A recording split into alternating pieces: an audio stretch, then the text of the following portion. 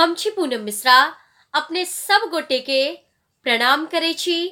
हम आबि रहल छी विद्यापति महापर्व समारोह में अपने शहर बेंगलोर में दिनांक 12 जनवरी 2019 का स्थान अछि पैलेस ग्राउंड बेंगलोर।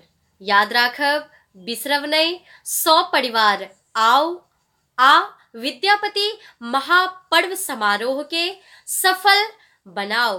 तो याद राखब दिनांक 12 जनवरी 2 बजे दिन सा, स्थान पैलेस ग्राउंड बेंगलोर। जय मिथिला।